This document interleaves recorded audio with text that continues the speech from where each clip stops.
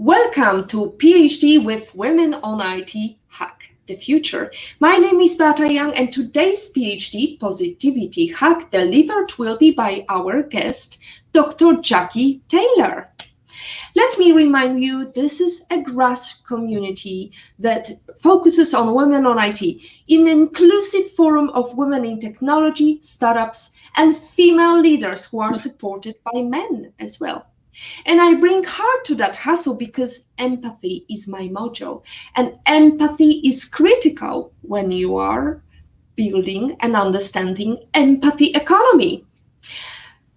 What is empathy? In verbatim, empathy is the ability to emotionally understand what other people feel, see things from their point of view, and imagine yourself in their shoes. Upon seeing the title of today's episode, Understanding the Empathy Economy, you may ask, how is empathy related to business? What does it mean in the business world? What is an empathy economy? A survey shows that 91% of CEOs believe that a company's financial performance is tied to empathy in the workplace.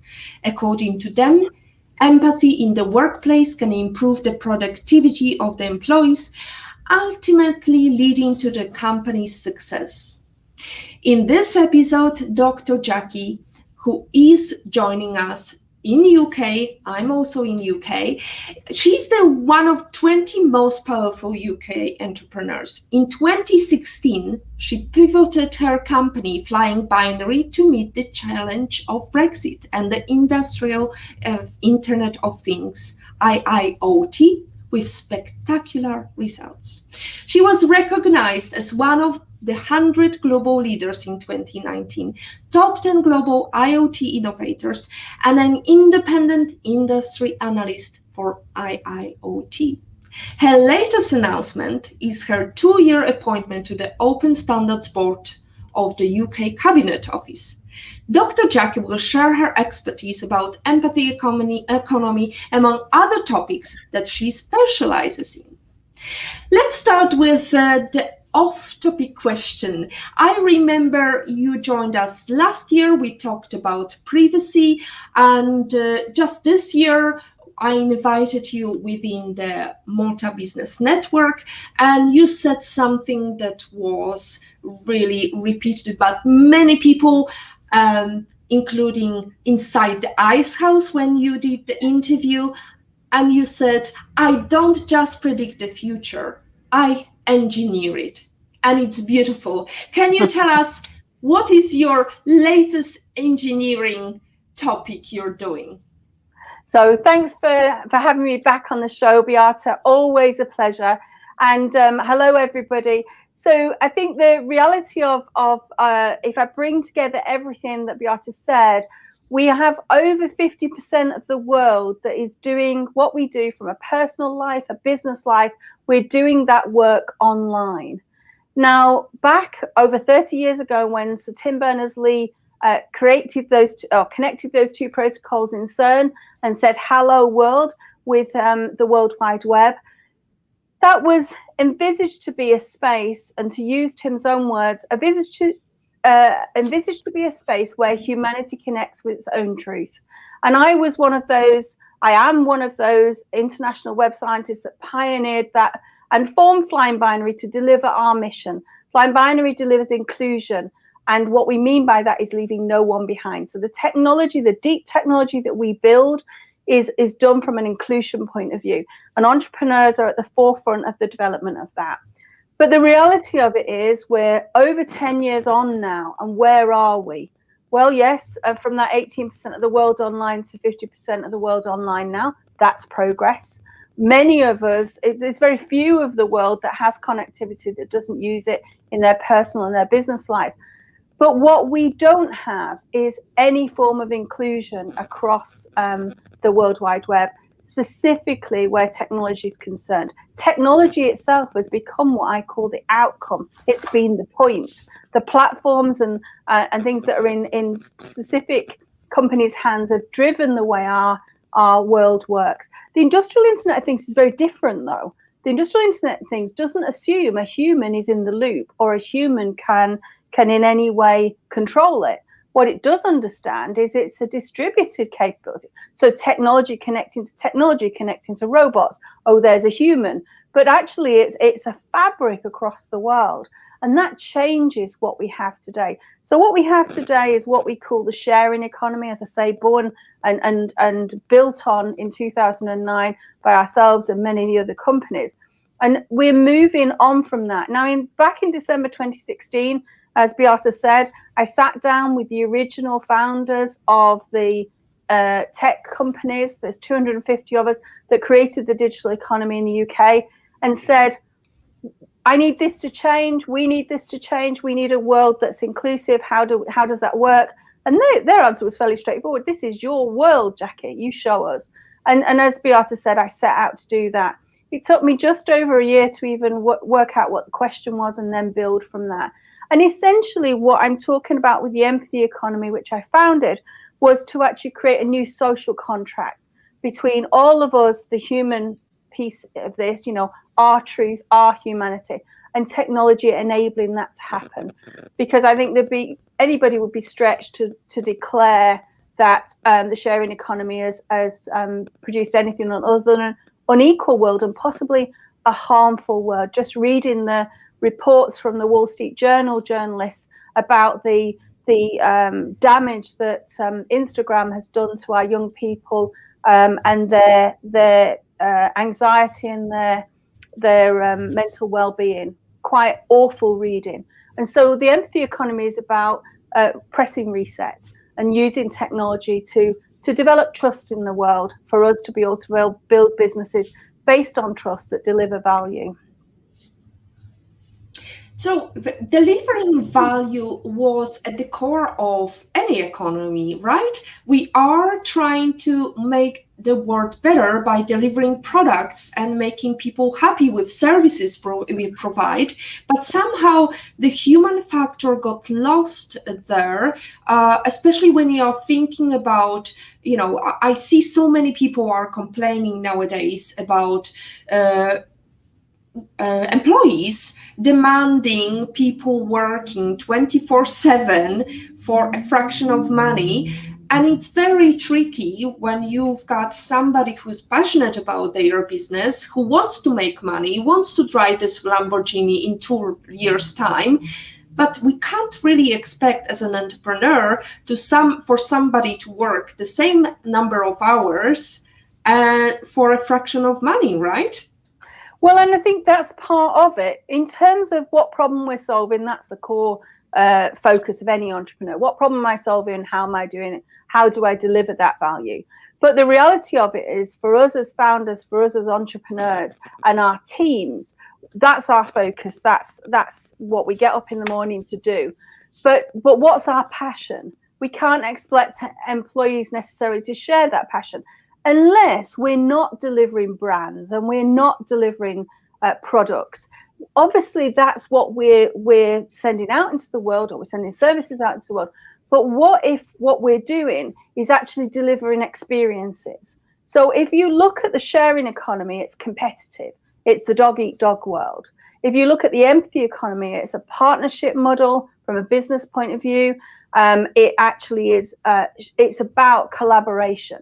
And so what we do is we create experiences, we connect with people who believe in the same values we have. So I'm an expert advisor at the United Nations, and I'm supporting the 2030 plan to deliver climate change. So in my empathy economy ecosystem, I have a large amount of entrepreneurs who believe in creating businesses that don't cost us the earth, literally. So it's a completely different way of doing it. But what we've been driven by is the technology. The technology has the commercial model underpinning the sharing economy is it's a freemium model. Have this for free, at which point you're the product, you and your brand are the product, you and your products are the product, and you get this if you pay.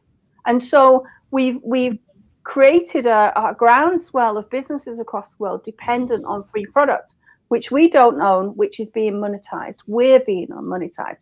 And the situations you're talking about, Beata, actually demonstrate what that looks like. And you know that reading the Wall Street Journal this afternoon from reporters I know well, quite horrific to think that, you know, Instagram has hidden that research and the damage and the harm it's done and the lives of our young people that have been lost as a result of that sharing economy business model, and the fact that it was free and therefore there were no controls around it. So the social contract that we created with the sharing economy, we've got the results of that now. And there may be many of you listening saying, well, that's my world, I'm quite happy with that.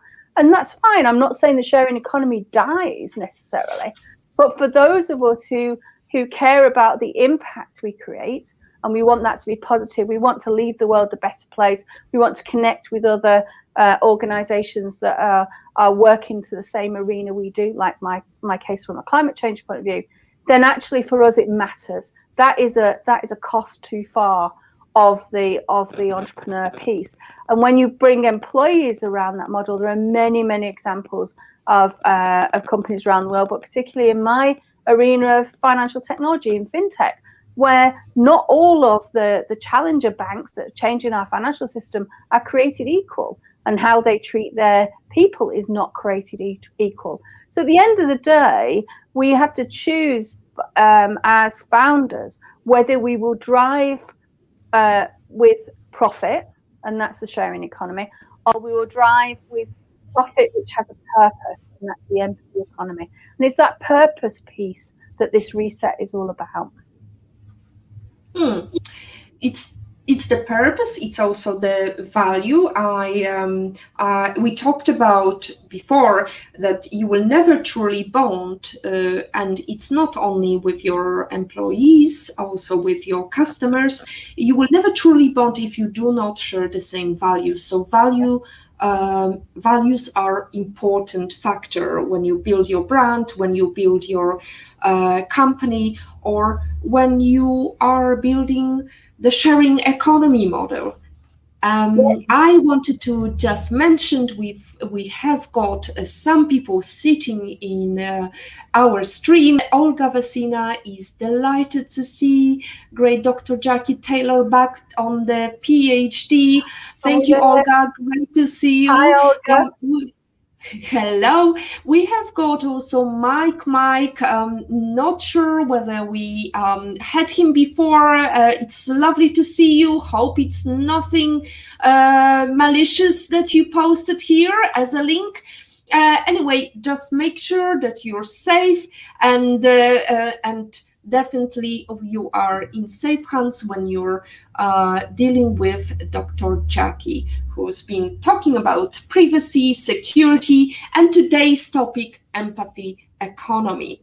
So, Jacqui, tell us a little bit about what is your new exciting project, because I think it's quite vital, not only in UK, because you've been also advising the global market. Can you tell us a little bit about that experience? Yes, so we were lucky enough to be able to bring the overview of what I'm doing at the United Nations for 180 nations as they move towards the empathy economy, and prepare part of that to present to the G7 nations in the summit in June of 2021. G7 are 40% of the world's GDP, so an important group of nations, and always looking at where they would collaborate differently and be able to look at it beyond their borders. So I would say that that's a dynamic of G7. And one of the things they've decided to do is to be able to enable the empathy economy, not that it's driven like that, but to enable their own economies to collaborate together, and by changing the way we look at the online world, by effectively protecting some of our citizens on there, recognize that the online world we have today is harmful, and setting some controls for those of us who build technology to be consumed online. And that's all of us, FlyingBinary included. And so one of those changes is around the way in which it's what's called the Children's Code, and it's the way in which our services are consumed by young people under the age of 18. So there's a morass of changes going on at the moment. So if you're using free technology, it's about to change for your business. If you are using technology that you're paying for but you don't own, it's about to change for your business. And if you're building technology and you do own it and you're not aware of this change, then that will affect your business too. So the reality of it is, from June 2021, the technology and what we deliver is changing. I'm delighted to be able to say I'm returning to the UK's Cabinet Office, as Beata said, as part of an open standards board. One of the things, we don't always have to create legislation or regulation to change our world. Particularly for technology, we can create standards. I'm a great believer that we make those standards available. So they're called open standards. And I've taken a 2-year appointment in the UK's Cabinet Office to enable the empathy economy for the UK using open standards. So delighted to be back in Cabinet Office. What that has also done is allowed me to bring forward some of my own plans to support the entrepreneurs to build under that new economy. So I'm currently preparing technology which replaces platforms like LinkedIn, like Facebook, for our entrepreneurs to be able to have a safe space, and a safe community, which is not in the hands of those that don't build with the same values as us. And also what it will allow us to do is to be safe from the criminals online, because as Beata's mentioned, I'm a cyberpreneur and disinheriting those people that use the money from our businesses in order to fund crimes online is not part of what I do. So we effectively will be launching this year the empathy economy online. So actually bringing it online as opposed to the way we're running it now. We'll be launching a unique membership offering. You'll get direct access to me, but you'll also get the UN's 2030 plan and the work that I've done there. And you'll get the tech that we use. So we're going to offer the tech on that. And essentially, you'll get access to me as this whole change across the world unfolds. And what entrepreneurs said to me this morning, because I did a town hall on this morning in Clubhouse, because that's part of the technology that we're using for this, is, so what does that actually mean? I said, well, welcome to 2024. November 2024 is when I expected to be making this change. But because the world is mobilizing around building this new social contract and is requiring technology to change, that's now. So welcome to November 2024. Excellent. That's welcome to the future. We've got In Love and in Pain saying kind comments again. Another interesting topic. Lovely to see you in love and in pain. And if anybody would like to join your club, we are going to post the link shortly, because you said there is a safe way to join and nobody can really join if they are cyber criminal. So it's fascinating to know, how do you actually see through all the members and see who can join, who should not be joining? Well, that's the secret sauce. That's the secret sauce. But you'll see a post in the comments that says clubhouse.jacqui.online. The Jacqui.online is our brand for the empathy economy. Everything is federated around that. And that gives you my top 10 Clubhouse tips.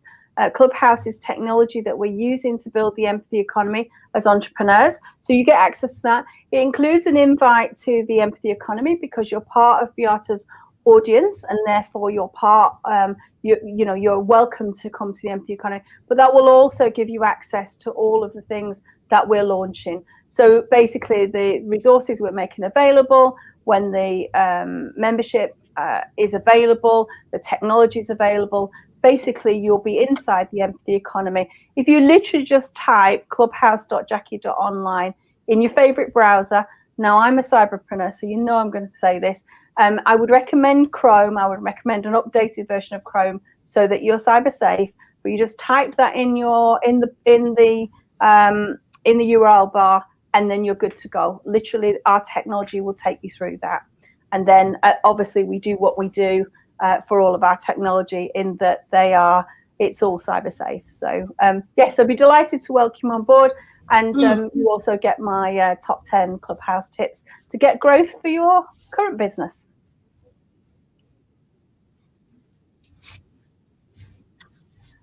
Fantastic.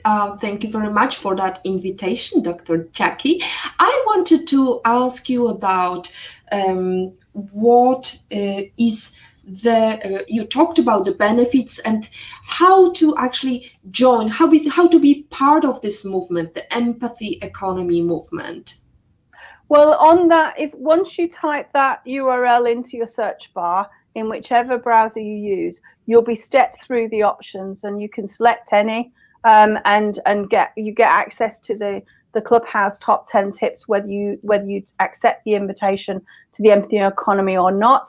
And then you'll be given access to the various places where you can contribute and where you can connect. So that's all within that URL, clubhouse.jacqui.online. So is it like a monthly meeting, or is it? Can you tell us a little bit about this exciting project? So essentially, what we will be doing, we will be having a members clubhouse, an empathy economy member group on Clubhouse. At the moment, I'm mobilizing entrepreneurs on Clubhouse, but we will be spinning up a Clubhouse itself for the empathy economy. But we're focused on finalizing the platform that will replace your normal social platforms at the moment. And by responding to the questions you get on that clubhouse.jacqui.online, will allow you to participate on however you want to. So I have a safe space on Facebook, if there is such a thing, but I've created one such as I can. And then other places that you can contact me and get help, support. But basically, I want to be the wind beneath your wings, whether you join the Empathy Economy Online membership or not. I've personally publicly committed to support 1 million entrepreneurs to do that. And the reason for that, this is the third time I've done an initiative like this.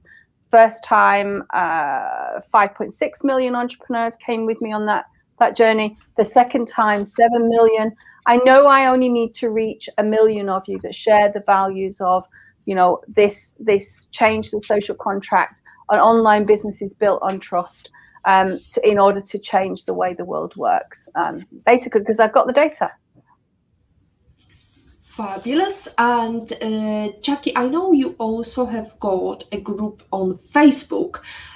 Can you tell us a little bit about this fascinating group? Yeah, so you'll get, again, via the clubhouse.jacqui.online link, that'll take you through to that. You just need to click the Facebook icon and you'll get straight through to that. It's called the Empathy Economy Entrepreneurs. Essentially a small but mighty group that all have their own networks, all working towards this. I have a similar thing on most other platforms, but for now, Clubhouse and Facebook, for those who are not confident of using the Clubhouse platform, for now, the safe space on Facebook is as safe as I can make it. And essentially what we do is we support each other. And like today, my inbox has been inundated with the changes for the Apple devices and what that's all about, what they should do.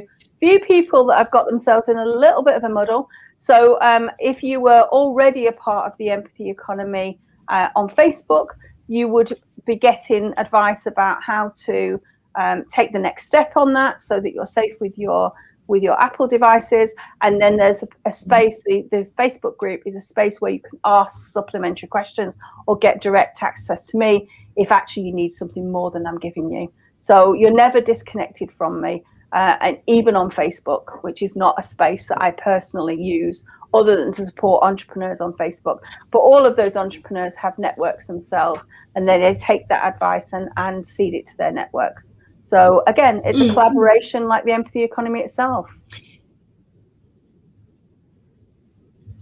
I know you're quite active also on LinkedIn.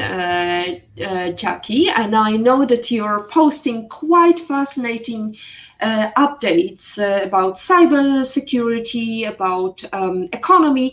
So if anybody would feel like they would like to have some mentorship, just like Kelly Howie told us, you do not have to join the network of this person. You can just follow them on any stream, any social media stream, and you can watch what this person is doing and be engaged in that way, rather than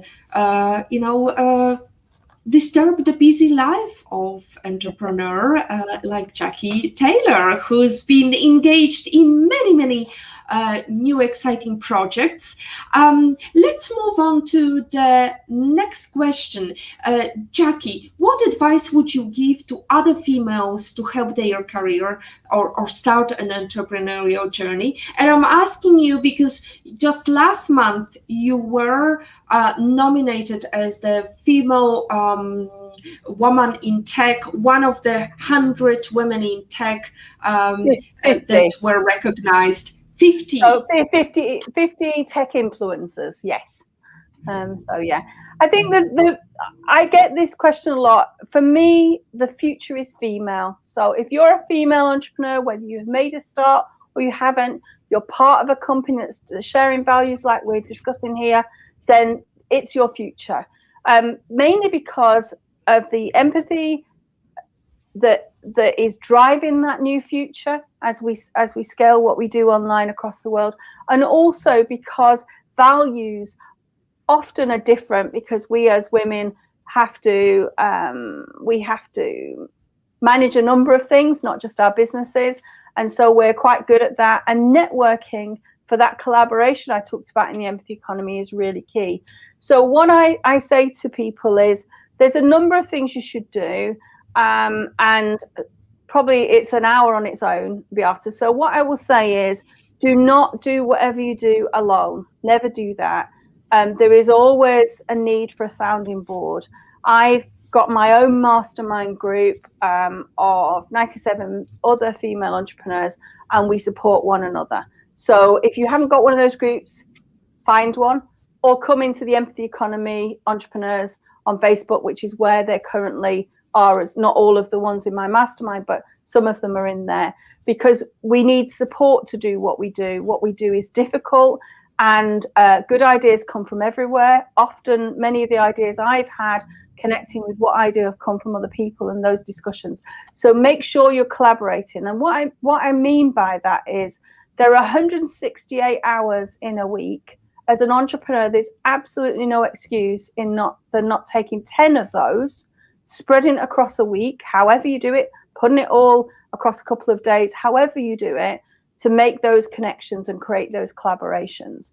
And the reality of it is that might be a one-to-one, like I had late last night with an entrepreneur in the US who's moving the needle there, or it might be like I did this morning with this lunchtime UK time, a town hall on Clubhouse. But actually be out there talking to people, delivering value, but also have a group of people, as I do, who I call my mastermind, who know my business, know my goals, cheer me along, and are genuinely my cheerleaders. And if I need anything, I can reach out and they'll be there. So I think that we tend to attempt to bring all the facets of our lives together as female entrepreneurs, but our superpower is actually our power of collaboration and being able to get support for that. There's nothing better than you meeting a milestone or a goal in your business and having a group of people cheering you through there and high-fiving you at the end of that goal. So I think we don't do enough about reaching out and connecting, and I would certainly change that. That's something that I've always done, because I tend to take the view that I don't know everything, and there are loads of people that I'd like to get their view on it. Not because I want you to disappear around 40 people who don't agree, but just to sound check what you're all doing. That's what I do. I do that every week. There's no excuse. That's just the way I live my life.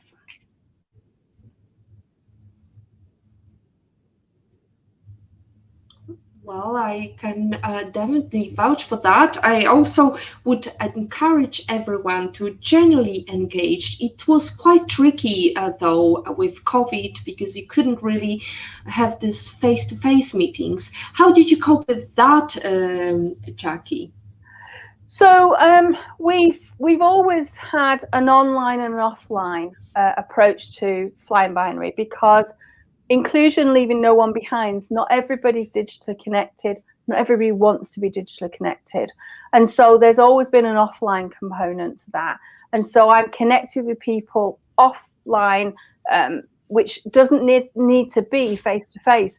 And so essentially I have camera-free days, but we do the old-fashioned phone call, which seems to be very old hat these days, but we all love it. And we also have get-togethers to celebrate things, again, virtually. Usually that would be an on-camera thing. But we haven't actually, for all the work I'm doing across the world, haven't actually had to go anywhere yet. My team travel off UK soil October. I moved back into the Middle East in January. But most of everything we've done, I formed the company in 2009 as a virtual only company. So we've navigated this offline, online piece always. We work wherever we choose to in the world, what suits us, that suits our families. And so the reality of it is, for us, it's not been an adjustment, but I have done much more about supporting entrepreneurs I work with who perhaps weren't as familiar with that. And so I have 3 time zones I work through, and I have rotating time zones in my diary. But within each of those, that networking, collaboration, connecting with people is part of every single day, irrespective of the time zone. That's just part of how I live my life. So yeah, I'm quite organized is perhaps the other thing, but I have a lot of people helping me with that as well. Yes, definitely. You're very organized, and having 3 time zones is quite challenging. Definitely, I'm barely managing 2 time zones with our team working. Marianne and actually Armenia is tonight working on the production site in the Philippines, and I enjoyed beautiful meal thinking about them and about the time that I'm going to have that meal together with them.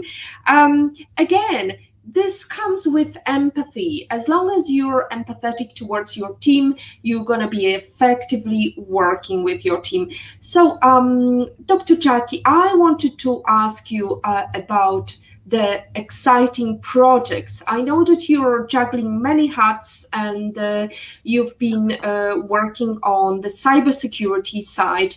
We have got a couple of questions coming from yesterday's show, and I would like to you to address these. Okay. So Peter asked just last night when we talked about the blockchain, Patrick Young, who talked on his show called IPOV. You can check it later. Our production is going to add this link to this stream. Question from Peter: any concerns on the security of blockchain in terms of cyber attacks and the integrity of the data used or held? Okay, well that's a definitely an hour's question, but what I'll try to do is boil that down. I have some concerns, top level concerns. Now I don't tend to talk about I don't tend to talk about blockchain. I talk about distributed ledger technology, because for me that technology enables a number of things to do. One of the things it enables is blockchain itself. As somebody that has founded the empathy economy, which is driving technology change towards addressing the climate issues, that's my biggest problem with distributed ledger technology. It is currently costing us the earth, and we cannot do that. It's not the only thing that we need to deal with, but when it's a technology that's actually driving poor environmental practice, then I do have a problem with that. In terms of cyber attacks, the other piece of this is the whole ransomware issue across the world. So that's, from a cyber point of view, that's our worst nightmare. We have an overwhelming problem across the world, and often the money is shifted using distributed ledger technology as well. So I've got a whole pile of work around that arena to say, what do we do about that? I think that doesn't just, it's not a cyber concern about, say, blockchain itself, but it's a concern that the use of that to move money to criminal activities across the world is a concern. And I'm being very generalistic here because we haven't got time to go into this in some detail. But the other part of this that is a real issue is around what I would call the critical national infrastructure for all of our nations. Now, I did an assessment on that for the G20 nations in February 2020, and that is a genuine concern, and how the distributed ledger technology is being used around the critical national infrastructure, because that in itself is its own problem. The integrity of the data use, I mean, not all distributed ledger technologies are the same, is what I would say there.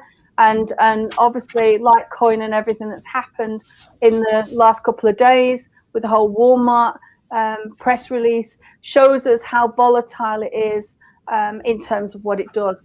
It has its place, I'm sure, as you probably all know.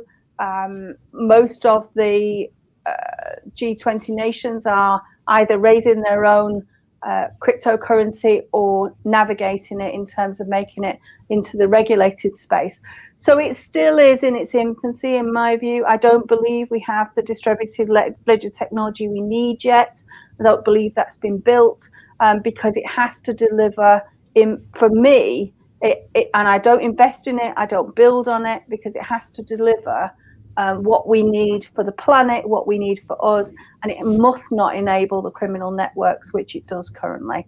So there's a whole series of things there, Peter, which I'm trying to unpack, but it's often a philosophical question in terms of values, but then the principles that you do to drive your own business. And so I would never give somebody advice on buying into that ecosystem, because I personally haven't done it myself, and I've got a bunch of reasons why I wouldn't. But we still have to navigate this, and currently the criminal activity across the world is the one sector that's making the most of this technology, and that can't be the way it continues. So definitely we can say, Dr. Jacqui, you would agree that it needs to be part of empathy economy to be really effective. Yes. And also the whole ownership, it's not just integrity of the data, it's the whole value chain around the way, instead of saying distributed ledger technology, I'm just going to say DLT is actually put in there. So from a financial services point of view, I work on global reconciliation, Nostos reconciliation, the global treasury positions. And so I look at it in terms of its impact across the world, and we need to have negotiated a better place. But then, regulators, central banks are on the case with this, and I believe that we will get to a place where it becomes part of our financial economy, but in a way that doesn't, as I say, cost the earth or drive criminal activity, which currently it does. So another question that is quite similar, this is a question from Romilly. With ransomware attacks on the rise, one aspect that effective blockchain technology can bring is cybersecurity to ensure the integrity of a message or data. Do you think blockchain can be more effective in preventing sophisticated attacks than existing defenses already deployed? That's a very similar question. It is similar, but I think it's a slightly different. For me, that reads in a slightly different way. So one of the, I co-founded the data journalism industry. So with the data editor of The Guardian, Simon and I put journalism driven by data together as an industry. There's 7 million of us doing this work today. And we're the ones that brought Panama Papers, Paradise Papers, unpicked and socialized the opiate scandal and many other things. And one of the things that as journalists that we've pursued on this one is we make it opaque as to where the money gets transferred when ransomware attacks happen. That has to stop. Whatever else we might do, that is the simplest thing we can do, is to not allow effectively the blockchain to enable that money to be transferred and laundered. And so, yes, I see where you're going with that, Romilly, but I think we've got a much easier way of tackling this problem. One of the things we did with Panama Papers and Paradise Papers was followed the money. So with ransomware, my preferred option on this and the work I'm doing is actually following the money from the ransomware attacks. And then the other thing I will say is I've had a number, I mean, it's part of my day job, but I have a number of clients who have brought us in FlyingBinary to say, we're having a ransomware attack, this is happening, that's happening, all the things, the controls you said about us, we believe we've got a problem. And yet actually, because ransomware has become so prolific, attackers are not necessarily attacking you. So we put a number of things in place for clients to say, get the attackers to prove they've got what they say they've got. Because we've had a couple of clients who've paid to get access back to their technology, only to discover that they hadn't lost it anyway, and also paid to restrict the push of data onto the dark web, when actually what the ransomware attackers had was data that wasn't theirs, just generic data. So there's a lot of things going on in this whole arena, jumping on the bandwagon of a ransomware attack, which isn't actually a ransomware attack. So I think we can't just go for, can we use the blockchain to solve this? Because we wouldn't actually solve the problem. We'd address a symptom, obviously we would, but we wouldn't solve the ongoing problem. We've got to think more laterally the same way that the criminals do. But we're one step ahead of them. No reason why we can't do that. Not the answer you're expecting, Romilly, but definitely my answer. Well, I didn't expect that answer either. It's as always a very spot on answer, Jacqui. I wanted to also reflect on what you said during the last interview I did with Malta Business Network, and you said, and I wonder whether it applies to empathy economy, to entrepreneurs, a cloud-first strategy is a must. Can you tell us a little bit about why you feel it's vital? Yes, so the reason that matters is we build at FlyingBinary, we build deep technology, and without cloud there isn't such a thing. Deep technology is the foundations of the industrial internet of thing, where there's not necessarily a human in the loop, but quite often there's a robot in the loop or some sort of technology in the loop. And so deep tech requires cloud. It's just, and people say, well, what will that mean to me? And I say to CXOs, are you planning on having artificial intelligence move the needle for what you do for your customers? Are you planning to get better at things with AI? And they say, yes, you need cloud then. So that's the only way it'll work, because of the way in which the deep tech works. It consumes resources. It has to be able to do, without getting too technical, what we call burst capabilities. I need it to escalate my resources. I need to close them down. And deep tech works and assumes that that's what it's got its hands on. And so no cloud, no AI is what I'm quite famous for saying that in boardrooms. And that usually opens up the discussion of to why they have a problem with cloud. And on average, across the world's economies, on average, and it's much worse in some, around 20% of the technology we have sat in our nation states is debt. It's technical debt that hasn't been shifted, that can't be used to take the deep tech forward and our new technology changes we need to make. And that's because they can't get from where they are to cloud. And that costs them every single day, every single year. And that money can be better spent. And on average, they're paying 90% more for their technology than they need to.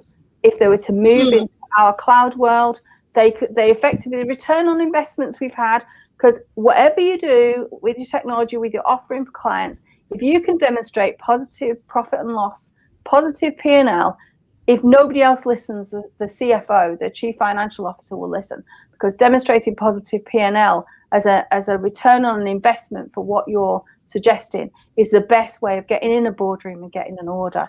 And we've had a 2 times multiplier for everything we've ever done. That's the worst. So you always get your investment plus that back again.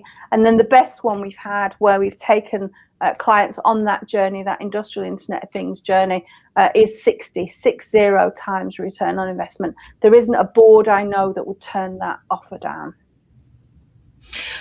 Well, tech is the driver for all organizations now. We need all our networks to be prepared, including the empathy economy. Wouldn't you say so? Yeah, absolutely. Except it's different tech.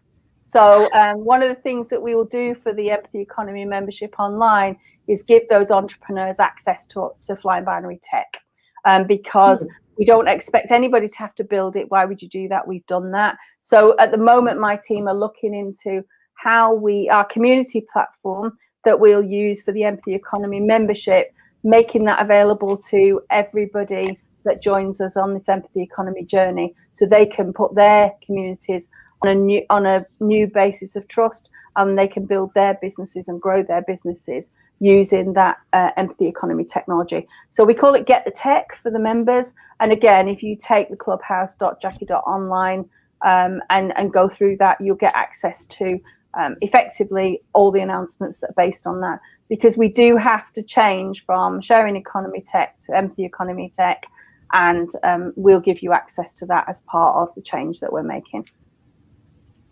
That's exciting, Dr. Jacqui. We've got 9 minutes left to the end of the show. Last time we talked, you gave the interview over a year ago. I was very sorry to hear that we got cut, our connection got cut, and I couldn't ask you the very vital questions, and it's time to address these. So let's start with the #1 book you can sit and think, oh, I wish I could read it before I started my career. Well, this is really very, very hard to know what that is. And I have a list of 27. Oh my goodness. That are, when you've read these, come talk to me, and they're not the Empathy Economy reading list.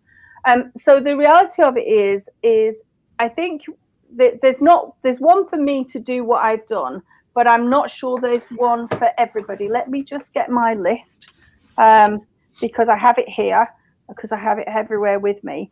And I think that there are many, but everything that I would say that the major change that the empathy economy brings is it doesn't just take a mind-based approach. We're not just saying it's about what we think. Of course, it's about what we think, but it's about how we look after ourselves as entrepreneurs. So it's about our bodies, about our minds. It's actually about our spirit as well. So it's a mind, body, spirit piece, not in a spiritualist way. And I think that of all the books that that my empathy economy entrepreneurs have come with me on the journey on, those are one that always resonates. And that's called Seat of the Soul, and it's by a gentleman called Gary Zukav, Zukav. I'll put that in the chat. And the thing that Gary does, I'm a scientist. The thing that Gary does is he explains how we as humans are transient in this life, and how we can connect with the way in which our physical world works, Isaac Newton's laws and all the rest of it, and explains very simply, and doesn't really talk about it in this way, but it is the basics of quantum physics that say, actually, we're part of a bigger world. There's help out there, but it's about how we engage with that help. It's about how we engage with the world. And so Seat of the Soul is one of those revelatory books. And I have a bunch of entrepreneurs who've said to me regularly, I don't get it, I don't get it, I don't get it. I've read it again, I still don't get it. And then suddenly they go, oh, that is the best book I've ever read. And I think with recommending a book's very hard, because it needs to meet you on your journey where you are. But yeah, if you get the Seat of the Soul and you use that to change your business life, your personal life, your place on earth, then actually you're already in the empathy economy, whether you heard of it or not. And so it's something that allows us to connect with our own creativity, I think. it explains why we would.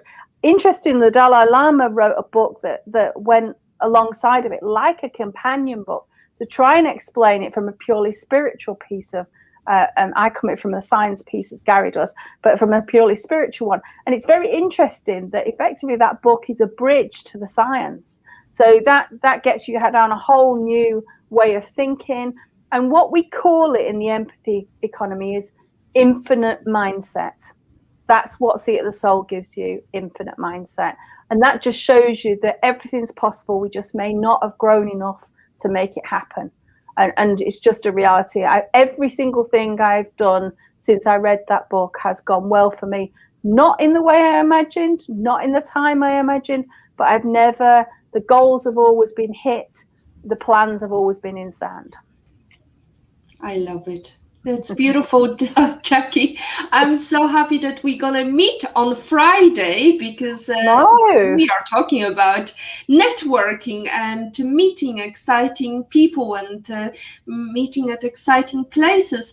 I'm so happy to be back in London after this lockdown and so on. And I actually took a picture today. Creativity is in all of us, and all these inspiring mottos written over the walls of London, and going in, passing it while traveling, reading books, magazines. That's the time that I can reflect on books or places and get inspired, because it's much easier to get inspired when you change the dynamic, when you go outside of your comfort zone. So Dr. Jacqui, I'm sorry to keep you waiting. It's almost end of our show. We've been talking about exciting project empathy economy, but I would like to go back to your favorite life lesson quote. Can you share how that was relevant to you in your life? So it's an absolute must. If you haven't seen it, it's on YouTube. It's Steve Jobs, his 2015 Stanford address, and it's titled "Stay Hungry, Stay Foolish." Every time I tell entrepreneurs about this, I get goosebumps because it's so perfect for us and the lives we lead. Nothing is ever a barrier. Nothing is ever a problem. It's only ever our mindset, which is where the infinite mindset came from. So stay hungry, stay foolish. Literally, you're just a tiny time away from making the change that the world needs to see, for the world we all want to live in. So that's the motto I live by. And if ever things get difficult, like they do in some of my counterterrorism activities, in terms of picking up the pieces after that, I always go back to that. Stay hungry, stay foolish. And of course the man himself who lived that life, and he's as an entrepreneur is an icon for us all. Oh, absolutely. Stanford address. I'm sorry for a little typo. So let's go back to our favorite question about the private breakfast. Let's imagine the pandemic is over and you could choose any person in the world and go anywhere in the world. Who would you choose to have a private breakfast with, and where? So I wouldn't choose to have a private breakfast because that's just not what we do in the empathy economy. I thought about all the people I'd like to have breakfast with and thought, I could probably just give them a call or ask them. So who could I not call or ask to have breakfast with? Who would I need help to get breakfast with? And it has to be to fill some of those gaps I talked about with Seat of the Soul and the work the Dalai Lama did, for two reasons. Number one, I haven't understood what he means in terms of that bridge to the science that I pioneered. I don't quite get it. So I'd like to ask him some questions about that. I'd like to bring my Gen Alpha entrepreneurs with me. We never do anything for ourselves. We always do it for our community, the youngest of which is 5. So obviously we'd have to decide how we selected everybody. If I couldn't bring them with me, I would arrange the tech so that he could speak to them as well as him speaking to me. Because Gen Alpha are between the ages of 17 to 7, although I have some Gen Beta entrepreneurs who are as young as 5.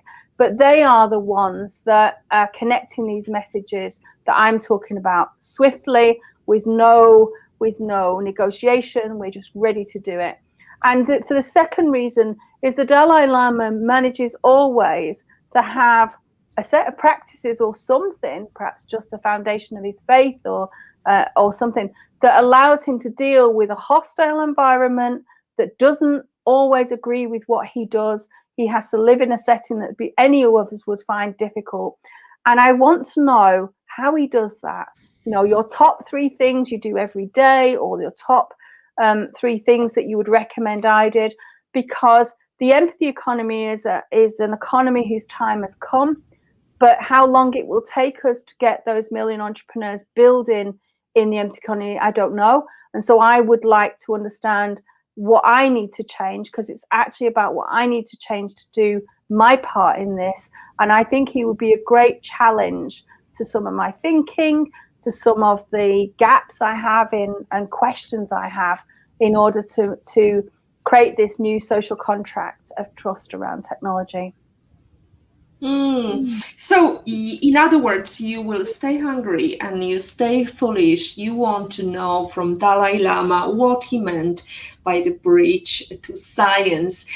Dr. Jacqui, it's been a pleasure to host you again, and I'm very delighted about your latest appointment, about your empathy economy. I would love to be part of it, if I may, because I, as a founder of Women on IT Network, I believe in empowering other women, and it's so much easier if we empower other leaders in the field to be part of the change and be part of the movement, so I don't have to do the job on my own.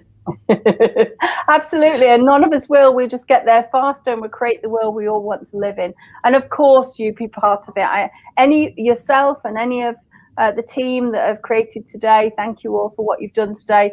And any of the audience who takes that link, you have an automatic invite. And I look forward to welcoming you into the empathy economy. Thank you, Dr. Jacqui. It's been a pleasure. Thank you very much. Thank you very much, Olga in Loving in Pain, Peter Second, Romilly Waking, for all your questions. It's been a pleasure to see you. Next week, we are going to talk about Venture Building 101. That's also going to be hopefully part of empathy economy. Our guest will be Diana Florescu. And I wanted to remind you that when you focus on the positives get more positive. As always, our positivity quote comes from positive thinking only and goes, look for something positive in each day, even if in some days you have to look a little harder. Stay hungry, stay foolish. Today is your day to hack the future. Hack the positivity you want.